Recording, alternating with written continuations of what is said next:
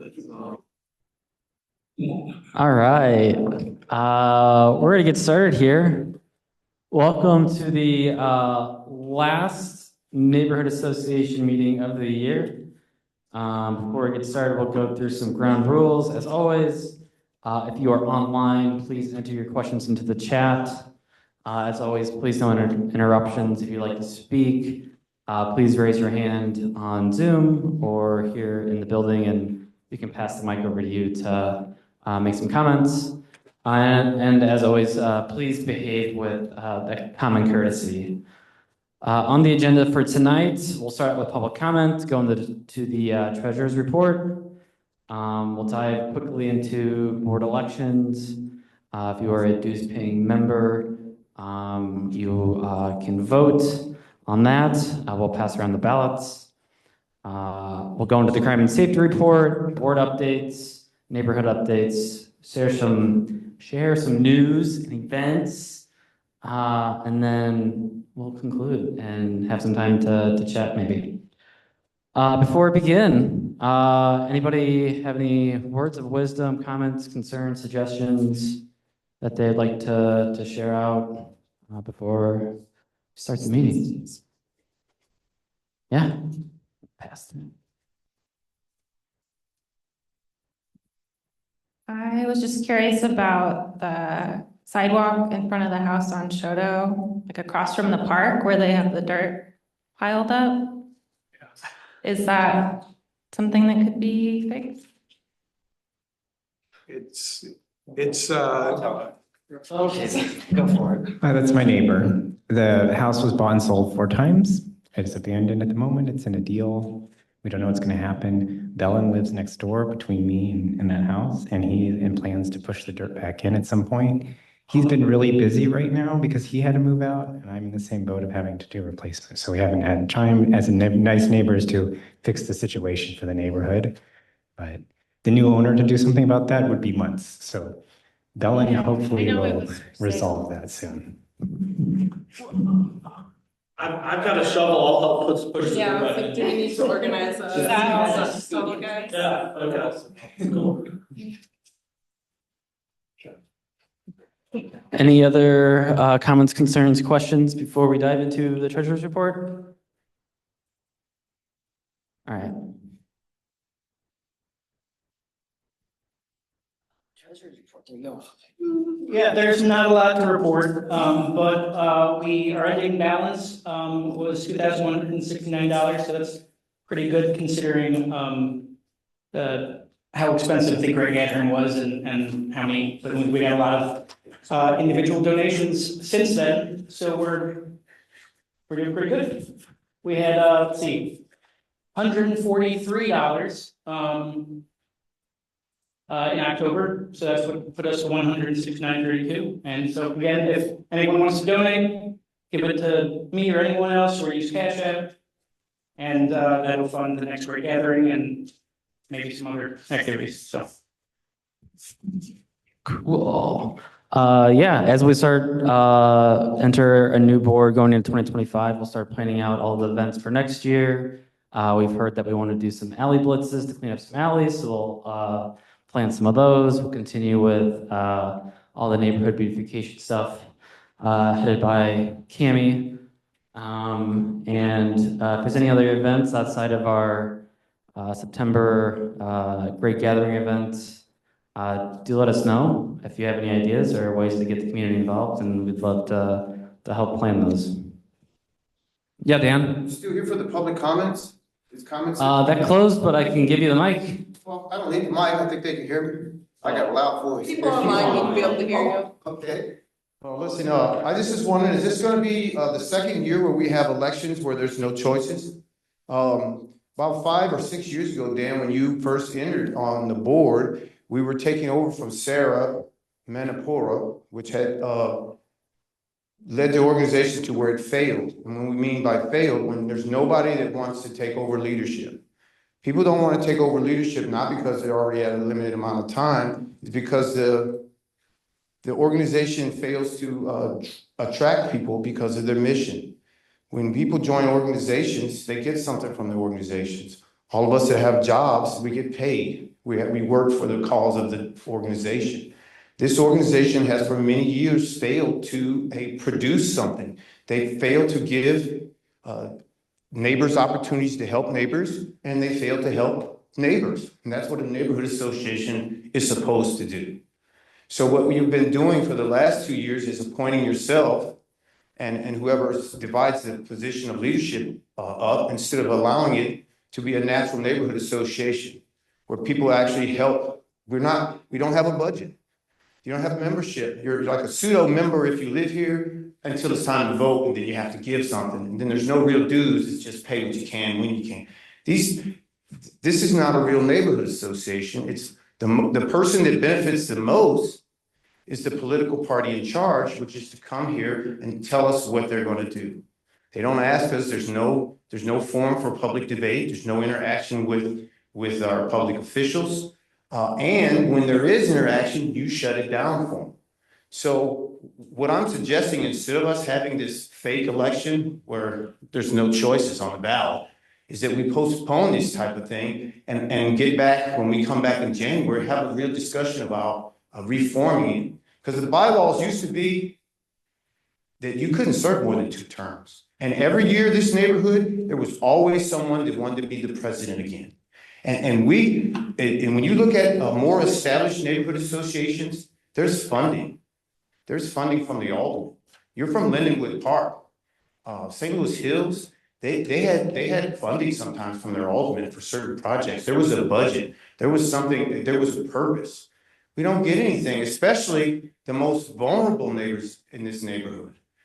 We've gone through the gentrification the bad way, where someone has to lose drastically for others to win. Now the new gentrification class, which you're part of, that have been here 10 years, they're not just got one house. They're working on their second and third houses. That means that the houses that they're acquiring, there's from people that have been here for 20 and 30 years before they got here, and they got no representation from their government, and they were driven out. And that's what neighborhood associations are supposed to do. They're supposed to equalize. And I'm going to close here. We've had a series of alder people that were from out of town, Tina Phil, our guy Michael Brown, and they had no sympathy for the people that were here for decades before them. And so you're doing us a great disservice, Dan, by not stepping aside, not letting someone take over that has a sympathy for the people that have been here. We should not be having an election, an appointment. This is your second year appointing yourself. Leadership. We should have a real neighborhood association where we get a budget and where we get to advocate for our neighbors. Thank you. Thank you, Dan. All right. As Dan mentioned, we're going to move into board elections. Also, as he mentioned, board elections are for dues-paying members. Dues are pay what you can under the principle of the change that we made a few years ago, hearing feedback on taking money from people who may not be able to afford to be dues-paying members. If you are a dues-paying member, it would help if you would raise your hand and we can check against the sheet that we have listed on who is a dues-paying member. These are the candidates. Sarah's going to pass around the ballot. And there's pens at the table to help with the voting process. If you are online and you're a dues-paying member. Yeah, 2 people vote. Can we just confirm? Is that what they're gonna do? Doesn't look.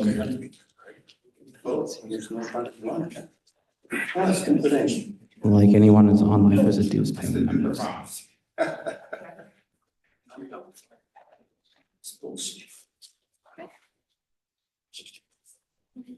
Oh, let's keep it a secret. It's actually Dan. Yeah.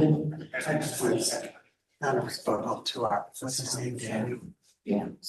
Dan, hi, everyone. My name is Dan, D-E-N. Now, I just wanted to comment a little bit about longevity, perhaps as, Dan, this is not exactly directed to you personally, just more existentially.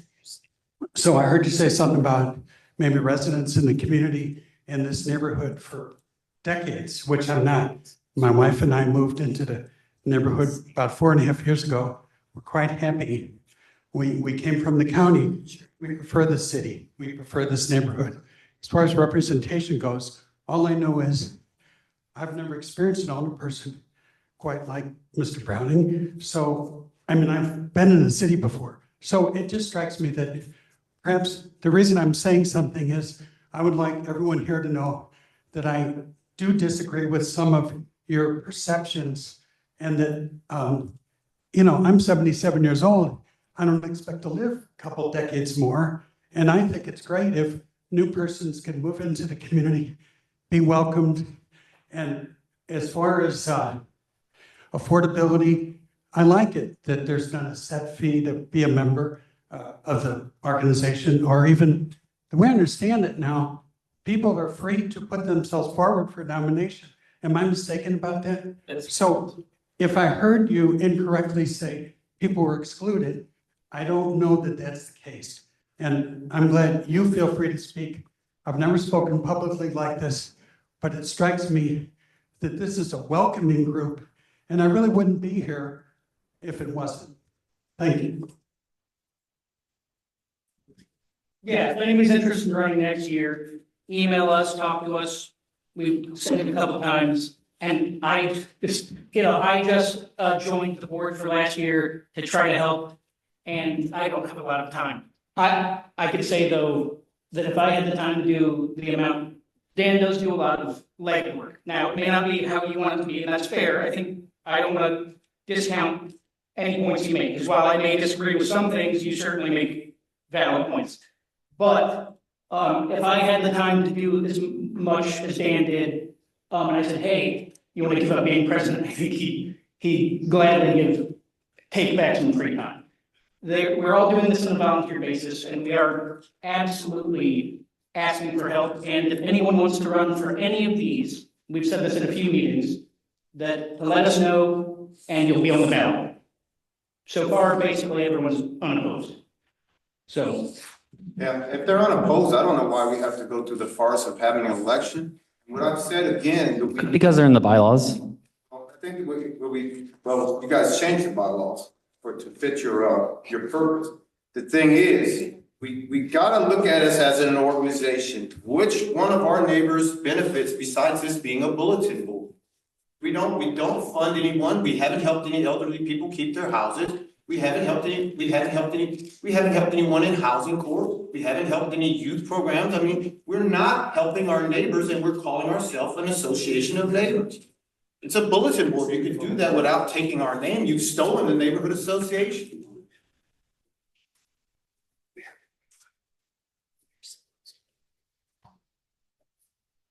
Stop stealing. Sarah's going around and collecting the ballots.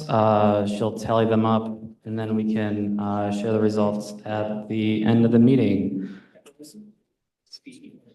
Thank you, Sarah. We're gonna move on to crime and safety. Officer Walker, if you have any updates I'd like to share, I have some of the material in the presentation as well that you sent over. Hello, everyone. Officer Walker. I gave you guys a list of updates we just have for the district. We do have a new major. A lot of you may know her, Christy Marks. She was in the 2nd district before as a lieutenant and a captain. She was promoted recently, so she's back to the 2nd district now as Stop Patrol's major. For the neighborhood updates, I did put in there you guys crime stats for the last 7 days, last 28 days, and the year to date. As always, as far as park crime numbers are down. And again, a lot of the numbers that the crimes that we are seeing still coming from the Manchester area, outside of a few other areas. But I believe that assault, nose, larceny all had to deal with incidents along Manchester. You have not had any homicides, sexual assaults, robbery, shootings, auto thefts, or arsons. And that's your guys' quick update. I put your calls for service are attached to that. And that's again just showing what calls the officer are responding to in your area, what we are dealing with. For the complaints I received, the complaints were about autos, or a bunch of autos parked over at the 4300 block of Gibson. which, some vehicles were towed, and I believe a vehicle was towed from over there over the weekend. A derelict auto, I believe you had contacted me about also, yes. Okay. But basically, that are all the updates I have for you guys. I did put my contact information on there, so if there's something you want to speak to me about on a one-on-one basis, or you want to send me something that we need to look at, please feel free to email me or contact me so that we can look into it. I know it was an incident over the weekend. I believe some kids were out shooting fireworks in the building, and the officers had to respond over there and talk to some parents, and, you know, we went through the motions with that. So hopefully we won't have that incident happen again. But other than that, that's pretty much all I have. Oh, and again, I know Dan had reached out and asked Captain Ziff to attend, but they are having their promotional ceremony tonight over at SLU. So he couldn't attend, but he's looking forward to coming next year. 'Cause I know he was here before. I'm not sure how many people were here when he came, but he will be coming back next year. We do have one question in the chat. Question is curious if there's any information on the multiple shots fired at Shoto Newstead around 5:15 p.m. this evening. Yeah, I was just hearing that. Officers are actually en route over there, so I don't have any information. I was just literally coming back to the district and turning on my radio when I heard the officers taking it. So that's the phone call I was on, trying to get some information about that. But it did sound like it came out maybe around 5:30ish, and then we do have cars en route over there, but nothing stuck out to them saying anybody was shot or anything like that. Cool. Thank you for the updates. Any questions for Officer Walker?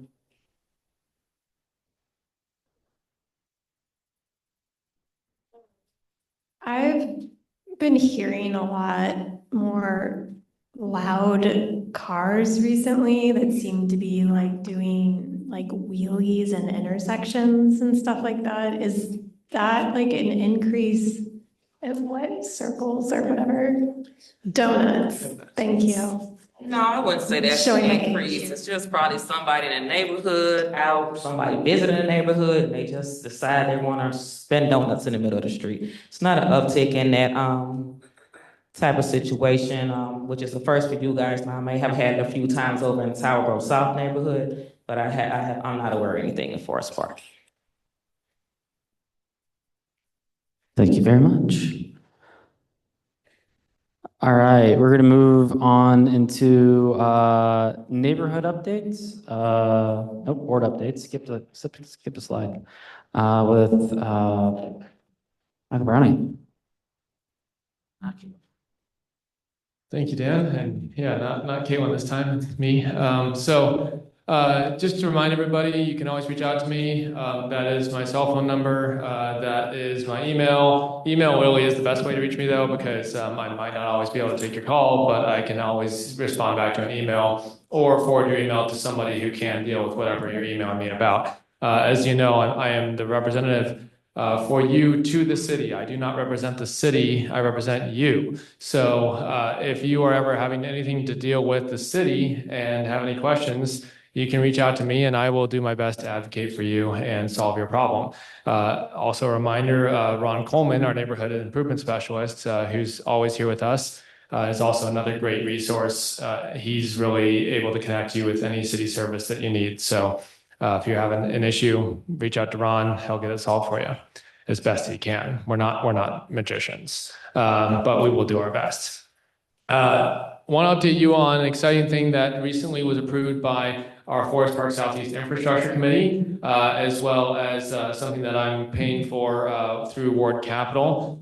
We are doing a little bit of, I'm calling it an experiment, but it's not an experiment because these are proven traffic calming methods. But what these are an attempt to see safer driving in our neighborhood. So we're going to start on Taylor Avenue, north of Manchester. What you see here are the addition of one, it's going to include the replacement of the sidewalk next to Rainbow Park. I think we all know that sidewalk is very, very damaged. And the owner, unfortunately, is very absentee. And so instead of waiting for them to fix it, we're going to go ahead and get that fixed so that people don't have a tripping hazard as they take their kids to the park. We're also going to update the ADA ramps at every single intersection on Taylor to make sure that people who are using wheelchairs or any other mobility device can safely do so. A lot of these ramps are not compliant right now. They're just curbs, and that doesn't make an accessible city. So we're trying to do better on that. At the same time, we're also going to introduce bump outs in the direction of travel, and then move the stop sign to the bump out so that, you know, if you live on Taylor, you travel to Taylor right now, you'll see that tall cars will park there and they'll completely obstruct the stop sign. You can't see it at all, and that increases the chance that someone will run the stop sign. So what this will do is not only will it make the stop sign more visible, but it also makes pedestrians more visible as they're about to cross the road. So as you enter the crosswalk, you'll be able to be seen because a car won't be able to park right next to the intersection. And just so everyone knows, it's actually already illegal to park too close to an intersection, but people just do it all the time and it's not enforced all that well. So this will actually put a physical thing there to prevent people from parking too close. The concept is called daylighting, and it's a very effective way of increasing pedestrian safety. So we're going to do this to every single intersection along Taylor on the north side of Manchester. The south side of Manchester is a little bit of a different story. You may have noticed we just added stop signs on that road, and we may also do speed humps to slow traffic down soon. If you want to go to the next slide. So as you can see, this treatment will occur to every intersection, as well as the crosswalks will be repainted to really create, you know, this neighborhood feel and increase this pedestrian walkability when it comes to this road right here. And if you go to the next slide, same thing for Oakland, and then the next slide. And then finally down here, Wichita does not currently have a stop sign. It's a little bit too close to Manchester to add a stop sign, but what we are gonna do is add bump outs on both sides of Wichita at that T intersection. Again, trying to increase visibility for people pulling out. I've heard from people who live on Wichita who say, I almost get hit pulling out because no one's stopping because there's no stop sign and they can't see me. So this gives people a little bit of an area kind of starting to nose out. And again, stopping cars from parking too close so that they can see who's coming. And then one last bump out down here at the bottom where Taylor meets Manchester. As you all know, our neighborhood backs up with Washington University traffic every single weekday. It becomes a near parking lot for about half an hour each day as the shifts get out. And same thing in the morning. So what we're trying to prevent here is the idea that our neighborhood is a cut through to get to the highway. This is a neighborhood street. We want people to treat it like a neighborhood street. Kings Highway is where people should be going if they're headed down to 44. So we're trying to create a more neighborhood feel. And if this is successful, I'd like to do this more places in the neighborhood. So I certainly welcome feedback on it, but this is something that the traffic experts at the city have proposed in response to me asking how can we make this better. So I think that if this works, the next thing I'd want to look at is Tower Grove Avenue on both the north and south side, because we know that cars travel too fast there and that it's also kind of a nightmare to cross if you're on foot. So these are some exciting changes. And as I said, our infrastructure committee at Forest Park Southeast did vote on this, and they voted to support this. If you are interested in serving on the Forest Park Southeast Infrastructure Committee, please reach out and we can connect you. We do still have spots available on that committee, I believe. And it's a great way to give back to your community and see ways that we can improve. This is really, it's just focused on infrastructure in the neighborhood. And the general rule is that I kind of tell them, I'll give you like $100,000 each year to kind of decide where to spend in the neighborhood on infrastructure. And so they can help direct that money into making sidewalks better, better crossings, even park improvements. So this is not something I'm going to take out of that budget for them because this is something I initiated, but I think this is an opportunity for citizens to get involved because at the end of the day, I walk the neighborhood a lot. You know, I really enjoy just walking around and seeing everybody, but I think you all know what bothers you most about our infrastructure from your daily experiences. So it's a great way to give back to your community, and it's not a huge time commitment. We just meet once a month. So very good resource there. And then lastly, I just have a couple other updates. Rams money. You might be wondering, you've been seeing some stuff in the news recently about the Rams settlement money that we got from the NFL after they decided to leave St. Louis and kind of treated us poorly on their way out. So we got about, it's about 300 million now. It's been sitting in an account gaining interest. And 300 million might sound like a lot of money. It certainly is a lot of money to people, just an everyday person. But to give you a little perspective, our city budget each year is $1.3 billion. So this isn't even a quarter of the budget every year.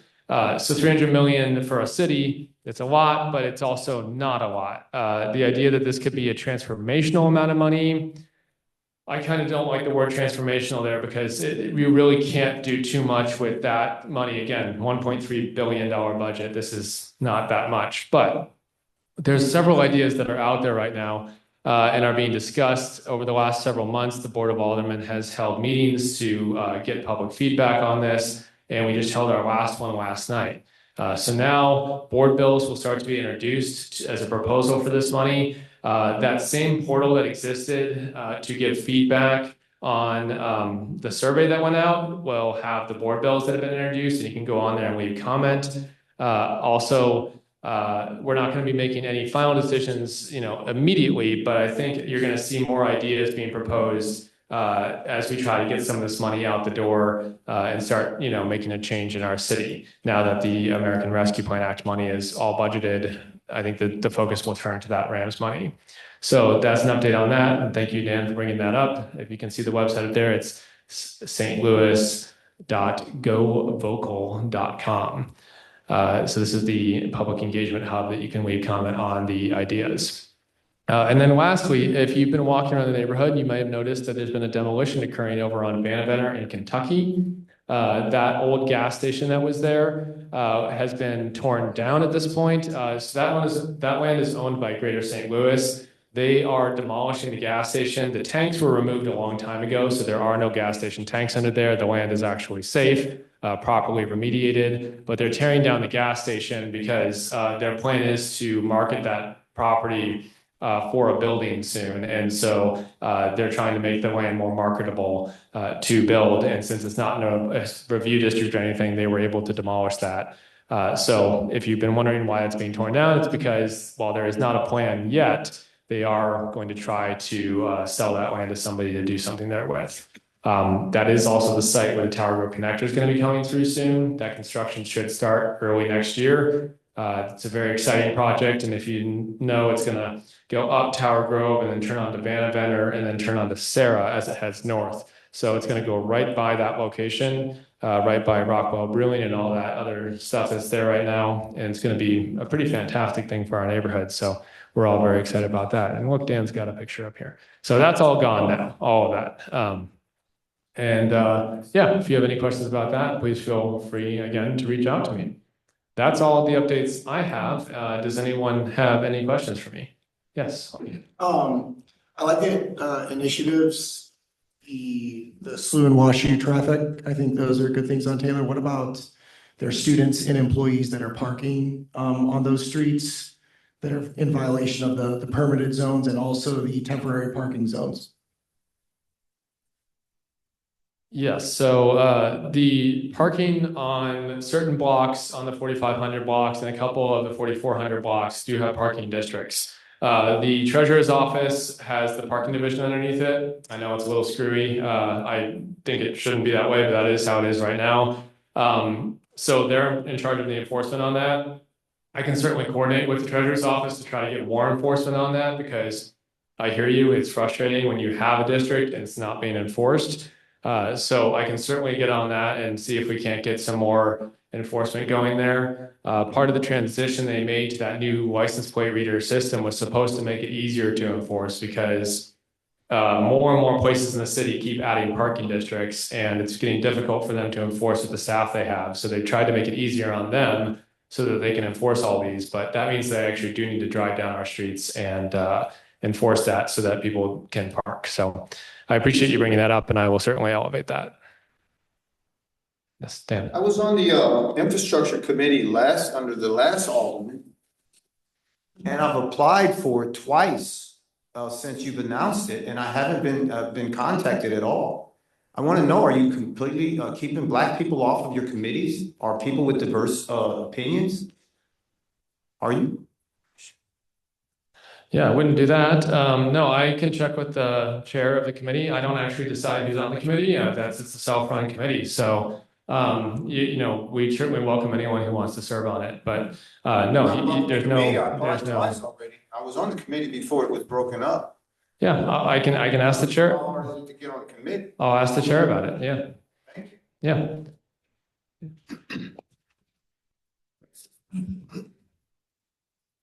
A couple questions, I guess. One, I'll echo the frustration there parking. Hasn't gotten any better, and still daytime enforcement's the key, not 5 PM. But quick question along the traffic measures going on Taylor. I know those work pretty well on the south side of Pine Park. So I'm kind of curious to see how something similar idea worked pretty well there. So I'm curious to see how those would go. Has there been any thought though, since this project's on, to do anything on what would be the urban Chestnut side of Manchester to make that, basically no parking zone where Ubers and people picking up, because that's almost just as bad on a Friday night, trying to thread that needle just because of some Uber and then traffic going the other way. So I just, while that's going on, maybe some thought to the urban Chestnut side too. Yes, we can certainly look at that. You're talking like kind of right here, like where they're kind of just stopping. Yeah, closer to Manchester, where it's always just people waiting for Ubers and stuff, and you got to kind of, it's a tight turn in there coming from Manchester. Yeah, that's a difficult one. I can look into it generally.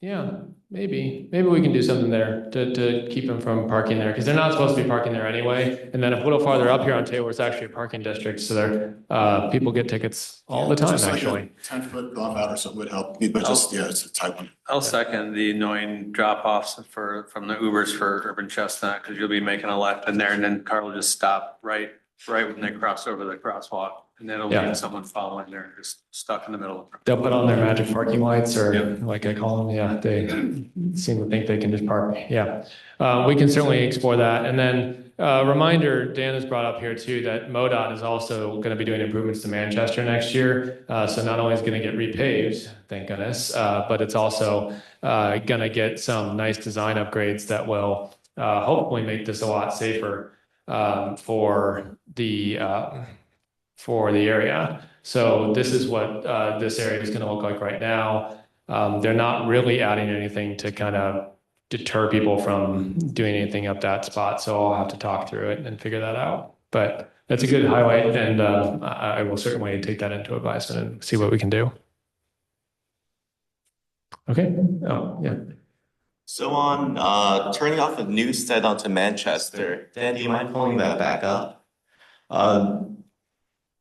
So right when that hits that traffic light, it usually goes closer towards the Newstead Avenue, and it creates a blind spot because cars are parking on Manchester. Is MoDOT or the infrastructure improvement plan, have they looked at this intersection?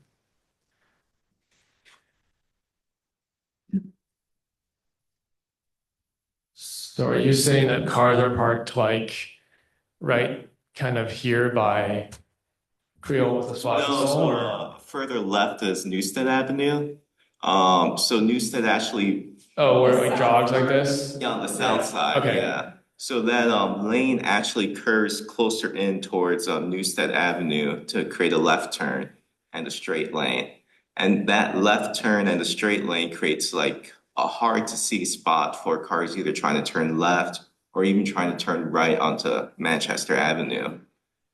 So whenever I'm trying to make that turn out, it feels like it's a blind spot. Yeah, I can certainly look at that too. If it's the important thing to remember here is that if it's on Manchester between the curbs, that's MoDOT territory. If it is on Newstead or the city street, then that would be something the city could do. So it's MoDOT then. It's MoDOT in between the curves of Manchester Avenue. Yeah, I constantly turn left off that, and if a car is parked too close to the corner, it is a blind. So if you go a little bit further left, Dan, we can throw up no parking signs. So that's something we can look into is keeping cars from parking too close to the corner there. That might create that blind spot. A giant truck and we had a moving truck moving into that apartment just the other day, and it's completely blind trying to turn off of Newstead South right there. Yeah.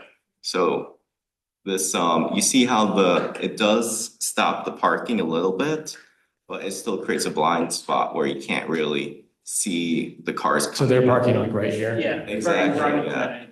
Yeah, okay, we can put up a no parking, I think a no parking sign would probably work best there, and we'll just do it far back from the corner because, yeah, again, you need that visibility. That's the same concept as day lighting, making sure that everyone can see each other as they approach an intersection. So absolutely heard, and I think we can probably fix that pretty easily. Okay, thank you.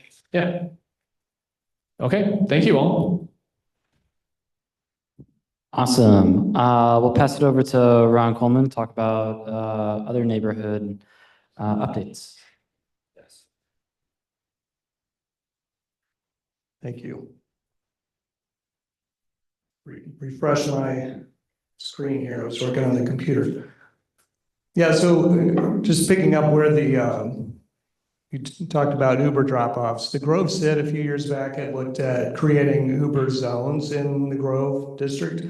I think that might be worth revisiting, and I can bring that up in the next meeting. That way, Uber and Lyft would be forced to comply to these drop-off areas, just like they would at the airport or something. So if you have places that you would recommend, I think we were thinking down in front of the post office, which doesn't have any nighttime traffic. Maybe along the side of Urban Chestnut here would be good locations, but happy to get some ideas from you as well. We are working on 2-hour parking around some businesses at Taylor and Shoto. So hopefully that will help those businesses. They've been frustrated, same reasons the residents are as well. There's already 2-hour parking zones. Yeah, but we're going to push it all the way up to the bridge and then a little further east as well. So, and then the hot chocolate run is coming through Taylor as well, December 8th. So it's coming down Clayton to Manchester on Taylor. So if you are in any of those neighborhoods, especially Oakland, you're going to get blocked in for a while. That's Sunday morning, December 8th. Yes. Why do all those races have to come through our neighborhood? Aren't there other options for them to go other places? I've had some concerns. You must live in that quadrant there, do you? Yes, sir. Yeah, okay.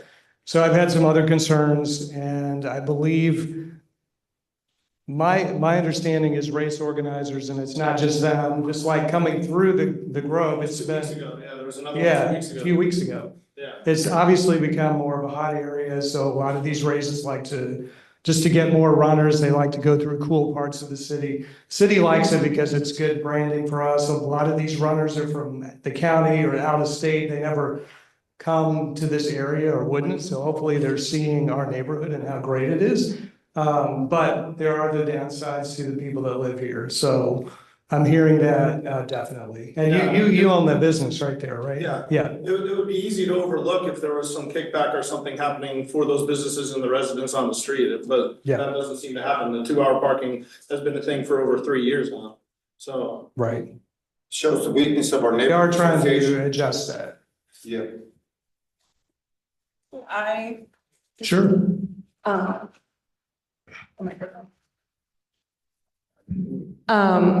So I love the fact that races go through our neighborhood. I went to a college where a marathon went right by our school, and it was the best day of the year. I love when races go through our neighborhood because you can just go out and cheer for them.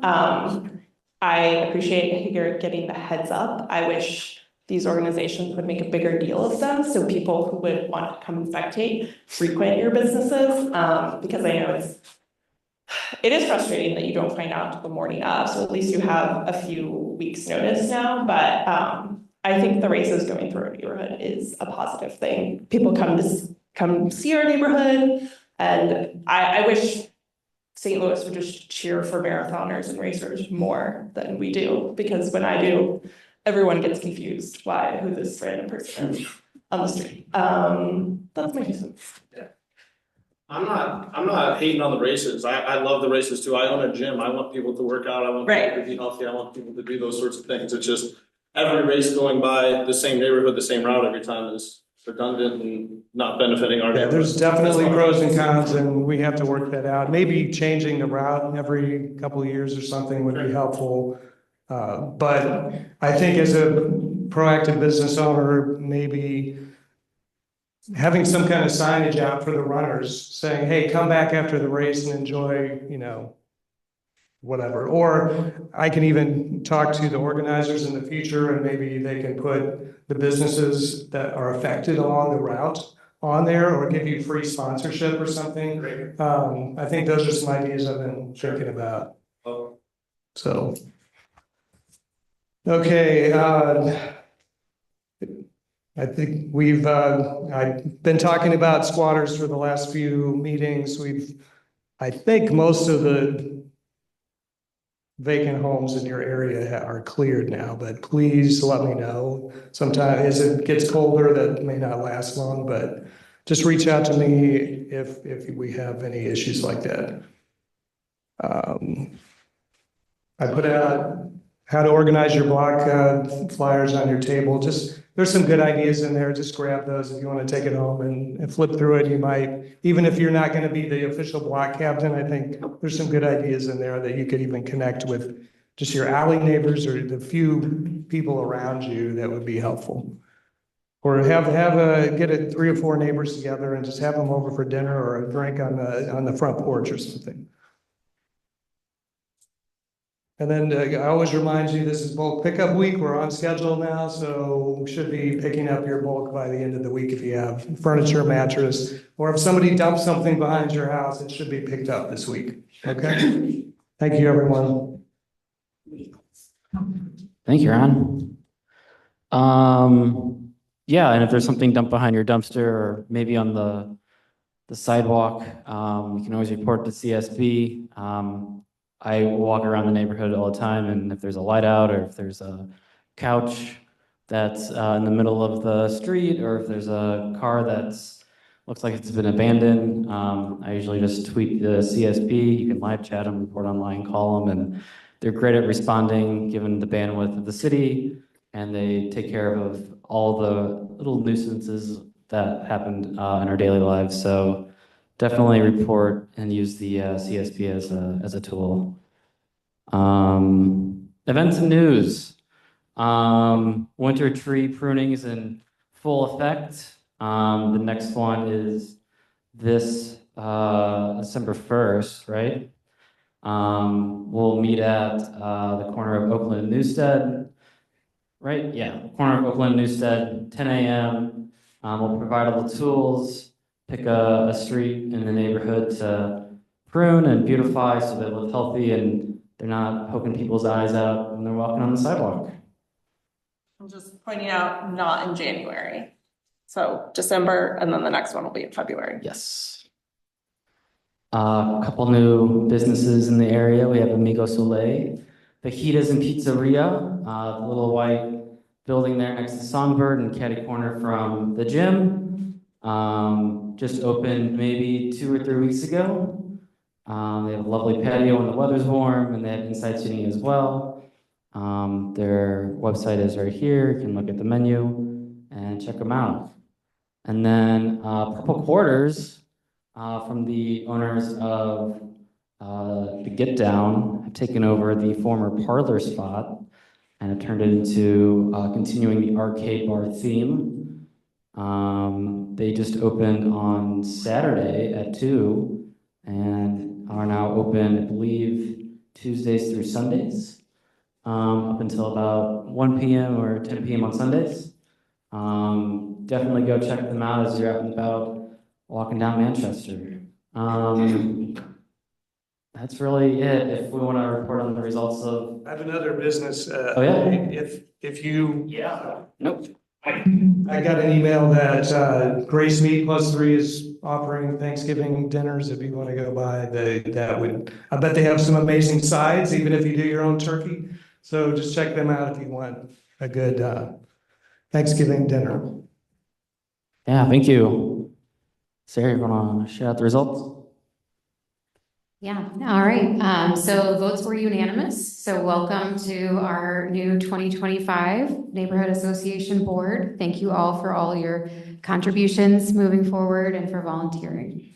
I can read names off, but it's right there. Yeah. Thank you. Welcome to the new board. Pleasure working with everyone in the new year in 2025 and see what we can do to make the neighborhood better. That said, next tree pruning meeting or next tree pruning event is December 1st, and our next meeting, no meeting in January. We meet in January, or no meeting in December. Meet January 21st. And that's about it. Thanks, y'all. Thank you.